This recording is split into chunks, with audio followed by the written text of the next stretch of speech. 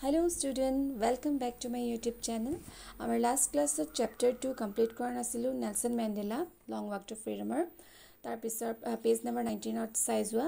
The day was symbolized for me by the playing of our two national anthems and the vision of white singing Nkosi Sikelel Africa and black singing Tai Stem, the old anthem of the Republic.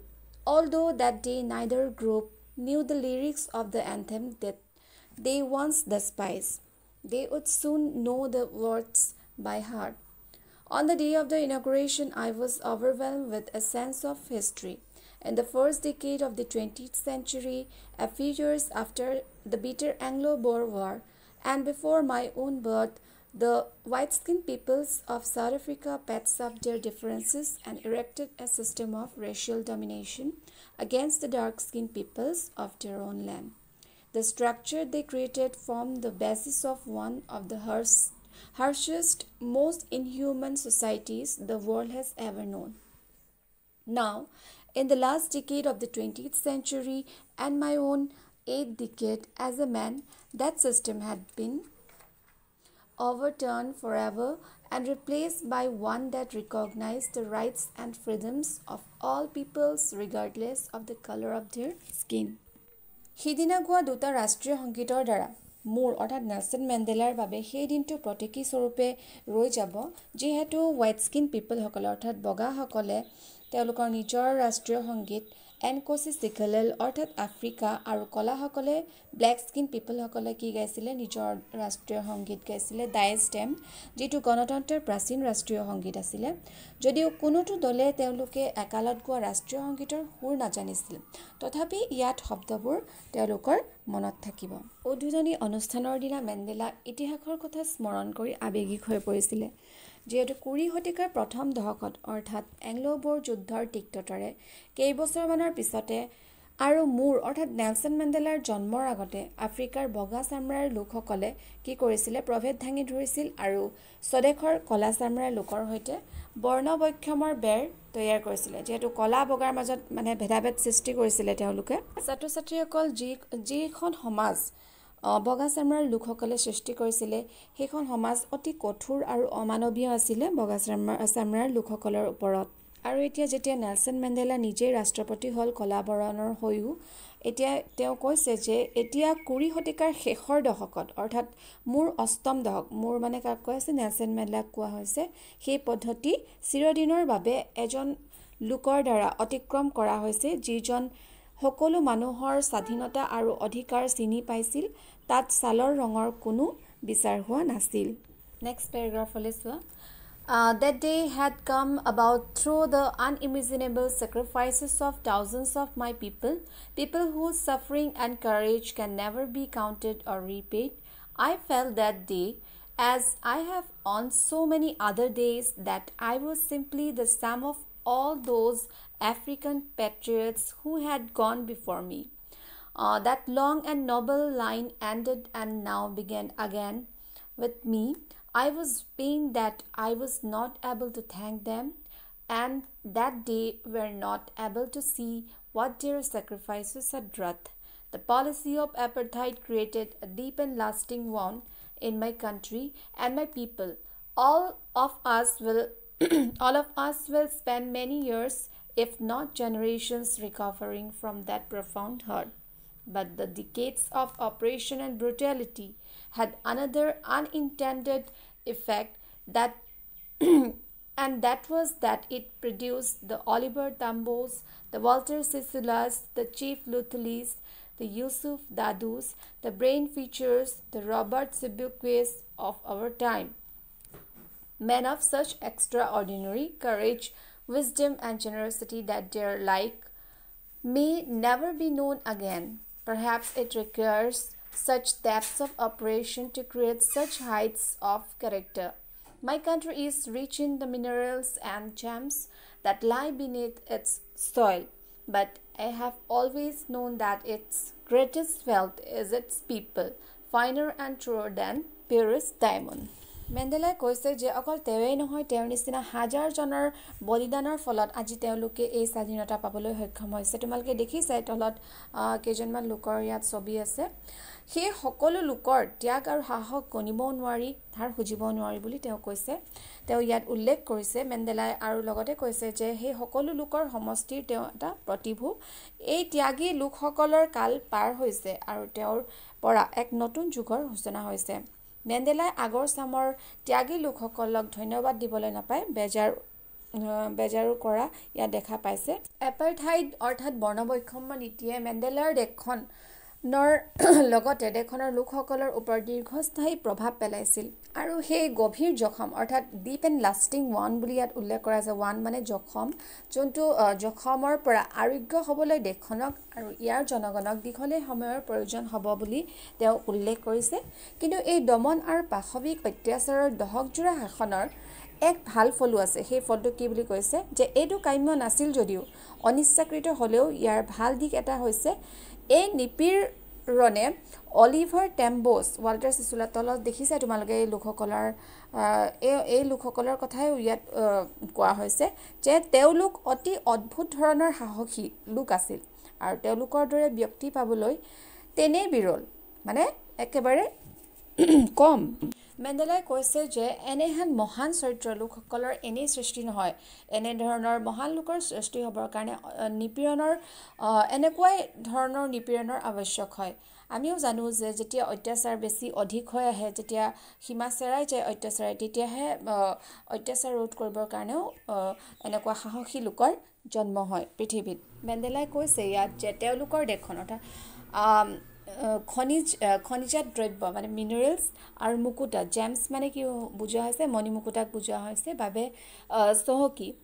South আফ্ৰিকাখন চহকী, কিন্তু মই জানো মানে মেণ্ডেলাই সদায় জানে যে এই দেশৰ মহান সম্পদ হ'ল এই দেশৰ মানুহবোৰ আটাইতকৈ বিশুদ্ধ, হীৰাতকৈ পৰিষ্কাৰ বুলি তেওঁলোকক কোৱা হৈছে, ছাউথ আফ্ৰিকান পিপলক কোৱা হৈছে আৰু সঁচা ইয়াৰ জনগণ বুলি তেওঁ কৈছে।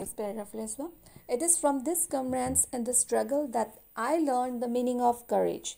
Time and again I have seen men and women risk and give their lives from an idea.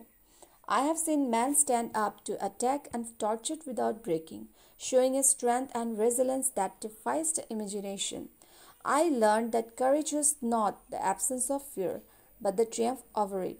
The brave man is not he who does not feel afraid, but he who conquers that fear. No one is born hating another person because of the color of his skin or his background or his religion. People must learn to hate, and if they can learn to hate, they can be taught to love, for love comes more natural to human heart than its opposite. Even it's in the grimmest time in prison, when my comrades and I were pushed to our limits, I would see a glimmer of humanity in one of the guards, perhaps just for a second, but it was enough to reassure me and keep me going. Man's goodness is a flame that can be hidden but never extinguished. In life, every man has twin obligations: obligation to his family, to his parents, to his wife and children, and he has an obligation to his people and his community, his country. In a civil and human society, each man is able to fulfill those obligations according to his own inclination and abilities. But in a country like South Africa, it was almost impossible for a man of my birth and color to fulfill both of those obligations. In South Africa, a man of color who attempted to live as a human being was punished and isolated. In South Africa, a man who tried to fulfill his duty to his people was inevitably ripped from his family and his home and was forced to live a life apart, a twilight existence of secrecy and rebellion. I didn't in the beginning choose to place my people above my family, but in attempting to serve my people, I found that I was prevented from fulfilling my obligations as son, a brother, a father, and a মেণ্ডেলাই কৈছে ইয়াত যে এই যুঁজৰ সংগীসকলৰ পৰা মই সাহসৰ অৰ্থ বুজি পাইছোঁ। সময়ে সময়ে পুৰুষ মহিলা নিৰ্বিশেষে বিপদৰ সন্মুখীন হোৱা আৰু জীৱন ত্যাগৰ ধাৰণাও মই দেখিছোঁ যে মানুহবোৰে শাস্তিৰ সন্মুখত থিয় হৈ আছে কিন্তু তাৰ পৰা আঁতৰি যোৱা নাই। তেওঁলোকে যি শক্তি আৰু কষ্ট সহিষ্ণুতা দেখুৱাইছে সেই কল্পনাক উপলঙা কৰিছে। আৰু ইয়াৰ পৰা মেণ্ডেলাই এটা কথাই বুজি পাইছে যে যোনটো কাৰেজৰ অৰ্থ এইটো নহয় যে কাৰেজে অকল ভয় নোহোৱাটো বুজাইছে, বৰং তাৰ ওপৰত বিজয় সাব্যস্ত কৰাটোহে বুজাইছে। ইয়াত বিজয় কোনটো বুজাইছে? ট্ৰিয়াম্ফৰ অৰ্থ হৈছে বিজয়। ছাত্ৰীসকল, আমাৰ কাৰোৰে জন্ম আনৰ ছালৰ ৰং, পাশ্চাত্য ভূমি বা ধৰ্মক নিন্দা কৰি হোৱা নাই। আৰু মাণ্ডেলাই বিশ্বাস কৰে যে মানুহে নিশ্চয় ঘৃণা কৰিবলৈ শিকিব লাগে, আৰু যদি ঘৃণা কৰিবলৈ শিকে তেতিয়াহে তেওঁ ভাল পাবলৈ শিকিব পাৰিব। মানুহৰ মনলৈ প্ৰেমৰ ভাৱ বিপৰীত ভাৱতকৈ বেছি স্বাভাৱিকভাৱে আহে। বন্দীশালৰ আটাইতকৈ দুখদায়ক দিনবোৰত যেতিয়া মই সহকৰ্মীসকলৰ সৈতে আছিলোঁ, নেলছন মেণ্ডেলা যেতিয়া সহকৰ্মীসকলৰ লগত কটাইছিল, তেতিয়া এজন ৰক্ষীৰ মানৱীয় প্ৰকৃতি লক্ষ্য কৰিছিলোঁ।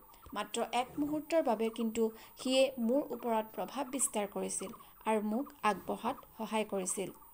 আৰু ইয়াত কোৱা হৈছে যে মেন্স গুডনেছ মানে কি? মানুহৰ নৈতিকতাখিনি বা মানুহৰ ভাল গুণখিনি এটা জ্বলি থকা শিখাৰ দৰে, যাক লুকুৱাব পাৰি কিন্তু নেভাৰ এক্সটিংগুইছ মানে কি? ঢাকি ৰাখিব পাৰি কিন্তু নুমুৱাব নোৱাৰি। কোনটোৱে বুজাইছে? নেভাৰ এক্সটিংগুইছে বুজাইছে। জীৱনত প্ৰতিজন মানুহৰে দুই ধৰণৰ দায়বদ্ধতা আছে। এক নম্বৰ দায়বদ্ধতাটো কাৰ ওপৰত আছে? চোৱা, পৰিয়াল, পিতৃ মাতৃ, পত্নী আৰু সন্তানৰ প্ৰতি। আৰু দ্বিতীয় দায়বদ্ধতাটো থাকে মানুহৰ জনগণ, স্বজাতি আৰু স্বদেশৰ প্ৰতি। আৰু প্ৰতিজন মানুহেই সেই দায়বদ্ধতাবোৰ নিজৰ সামৰ্থ্য অনুযায়ী পূৰণ কৰিব বিচাৰে। কিন্তু দক্ষিণ আফ্ৰিকাৰ দৰে এখন দেশত মোৰ নিচিনা মানে নেলছন মেণ্ডেলাৰ নিচিনা জন্ম আৰু বৰ্ণৰ মানুহে সেইবোৰ দায়বদ্ধতা পূৰণ কৰাটোৰ কথা ভাবিবই নোৱাৰে। কিয়নো দক্ষিণ আফ্ৰিকাত এজন ব্লেক স্কিন পিপলে হিচাপে জীয়াই থকাৰ শাস্তি দিয়া হৈছিল আৰু অকলশৰীয়া কৰি থাকিব দিয়া হৈছিল। দক্ষিণ আফ্ৰিকাত যিজন লোকে জনগণৰ প্ৰতি কৰ্তব্য পালন কৰিব বিচাৰিছিল বা চেষ্টা কৰিছিল, তেওঁক পৰিয়ালৰ পৰা আঁতৰাই ৰখা হৈছিল আৰু অকলশৰীয়া জীৱন যাপন কৰাত বাধ্য কৰোৱা হৈছিল। গোপন শত্ৰুতাৰ উদ্ৰেক কৰিছিল। আৰম্ভণিতে মই পৰিয়ালতকৈ জনগণৰ সেৱা কৰিবলৈ বিচাৰিছিলোঁ। কোনে বিচাৰিছিলে? নেলছন মেণ্ডেলাই বিচাৰিছিল। কিন্তু যেতিয়া নিজৰ মানুহখিনিৰ সেৱা আগবঢ়াবলৈ চেষ্টা কৰিলোঁ, তেতিয়া মই দেখিলোঁ যে এজন পুত্ৰ, ভাতৃ, পিতৃ আৰু স্বামী হিচাপে পালন কৰিব খোজা দায়বদ্ধতাখিনি পূৰণ কৰাত তেওঁ কি দেখিলে? বাধা আৰোপ কৰা দেখা পালে। চোৱা, I was not born with hunger to be free.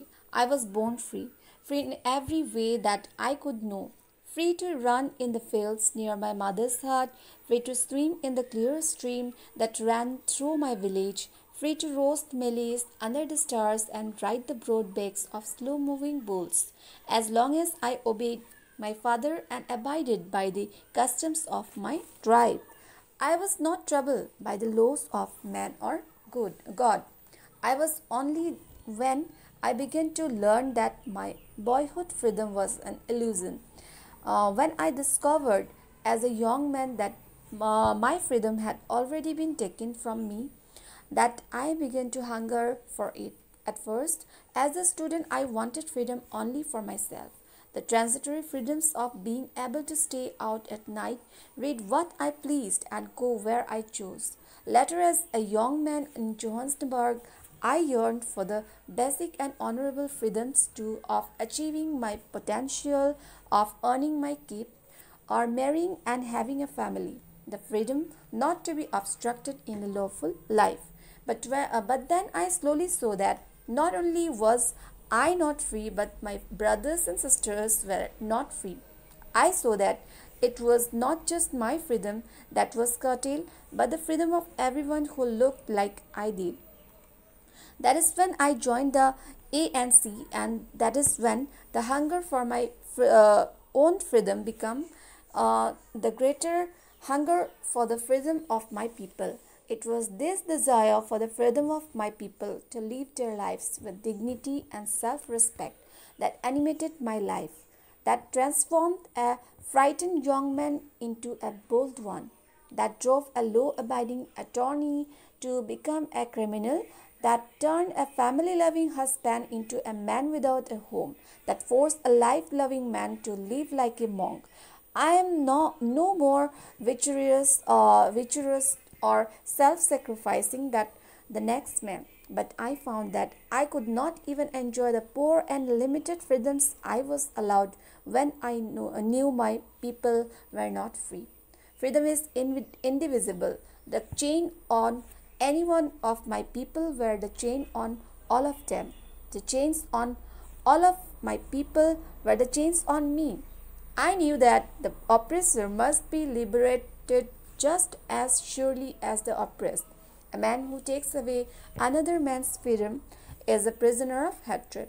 He is locked behind the bars of prejudice and narrow-mindedness. I am not truly free if I am taking away someone else's freedom, just as surely as I am not free when my freedom is taken from me. I oppress and the oppressor alike are robbed of their humanity. স্বাধীনতাৰ ভোক লৈ মোৰ জন্ম হোৱা নাছিল, মই জন্মতেই স্বাধীন হৈ আছিলোঁ। মই ইমানখিনি জানিছিলোঁ যে সকলো প্ৰকাৰে মই মুক্ত। মাৰ জুপুৰিটোৰ ওচৰতে মই মুক্তভাৱে দৌৰিছিলোঁ। মোৰ গাঁওখনৰ মাজেৰে বৈ যোৱা পৰিষ্কাৰ জুৰিত মই মুক্তভাৱে সাঁতুৰি ফুৰিছিলোঁ। মুক্ত আকাশৰ তলত পিঠা সেকি খাইছিলোঁ। ধীৰ গতিত বলদ গৰুত বহল পিঠিখনত বহি দৌৰি ফুৰিছিলোঁ। যিমান পাৰোঁ পিতৃক মান কৰিছিলোঁ, সন্মান কৰিছিলোঁ আৰু আমাৰ জাতীয় সংস্কাৰ মানি চলিছিলোঁ। কিন্তু মোক মানৱ বা ভগৱানৰ কোনো নিয়মে কষ্ট দিয়া নাছিল। সেই সময়ত মোৰ ডেকা বয়সত অনুভৱ কৰিছিলোঁ যে মোৰ স্বাধীনতা ইতিমধ্যে কাঢ়ি লোৱা হৈছে, কৰ্তন কৰা হৈছে, আৰু মই উপলব্ধি কৰিছোঁ যে মোৰ বাল্যকালৰ স্বাধীনতা এটা চলনাহে আছিলে। ইয়াত ইলিউজন মানে কি বুজোৱা হৈছে? এটা মায়া বা চলনা বুজোৱা হৈছে। মই কিন্তু তাকেই বিচাৰি আছোঁ। ছাত্ৰ হিচাপে প্ৰথমতে সেই স্বাধীনতা মই মোৰ বাবে বিচাৰিছিলোঁ, কিন্তু এনিশাৰ সেই স্বাধীনতা মই বিচৰা নাছিলোঁ। মই বিচাৰিছিলোঁ এক স্থায়ী স্বাধীনতা। মই বিচৰা স্বাধীনতাৰ বিষয়ে জানি লওক আৰু মই বিচৰাটোলৈ যাওক। পিছলৈ জোহান্সবাৰ্গৰ এজন ডেকা মানুহ হিচাপে মোৰ উপাৰ্জনৰ শক্তি বৰ্ধনৰ বাবে বুনিয়াদী আৰু স্বতন্ত্ৰতাৰ বাবে সূতা কাটিছিলোঁ। এটা নীতিগত জীৱনত স্বাধীনতা বাধাগ্ৰস্ত নহ'বলৈ বিয়া পাতি পৰিয়ালৰ ৰক্ষা কৰিছিলোঁ। কিন্তু লাহে লাহে মই নেলছন মেণ্ডেলা দেখিছিলোঁ যে কেৱল ময়েই নহয়, মোৰ ভাই ভনী সকলো মুক্ত নহয়। মই দেখিলোঁ যে কেৱল মোৰেই নহয়, মোৰ নিচিনাকৈ মানে নেলছন মেণ্ডেলাৰ নিচিনা যিসকলে স্বাধীনভাৱে জীয়াই থাকিব বিচাৰিছিল, সকলোৱে স্বাধীনতা কৰ্তন কৰা হৈছিল। এয়া ঘটিছিল তেতিয়াই নেলছন মেণ্ডেলাই ANC আফ্ৰিকান নেশ্যনেল পাৰ্টিত জইন কৰিছিলে। জনগণৰ স্বাধীনতাৰ স্পৃহা আৰু আত্মমৰ্যাদা সসন্মানে জীয়াই ৰখাৰ বাঞ্ছা জাগ্ৰত হোৱাৰ বাবে মোৰ জীৱনটো শত্ৰু ভাৱাপন্ন হৈ পৰিছিল। আৰু তেতিয়াই নেলছন মেণ্ডেলা এজন ভয়াতুৰ ডেকা মানুহৰ পৰা অত্যাচাৰ সহ্য কৰি কৰি তেওঁ কি কৰিছিলে? সাহসী মানুহলৈ ৰূপান্তৰিত হৈছিল। আইনৰ মাজত আবদ্ধ থকা এগৰাকী আইনগত ব্যক্তিক দোষী সজোৱা, পৰিয়াল ভালপোৱা এজন স্বামীক গৃহহীন কৰি পেলোৱা, জীৱনক ভালপোৱা এজন মানুহক মংক সজোৱা। মংক মানে কি? তেওঁ কৈছে যে স্বাধীনতা বিভক্ত কৰিব পৰা নাযায়। এজনক শিকলি লগোৱা মানে আন সকলোকে শিকলি লগোৱা বুজায়। মোৰ মানুহখিনিক মানে নেলছন মেণ্ডেলাৰ মানুহখিনিক শিকলি লগোৱা মানে কাক শিকলি লগোৱা বুজাইছে? নেলছন মেণ্ডেলাকো শিকলি লগোৱাই বুজাইছে।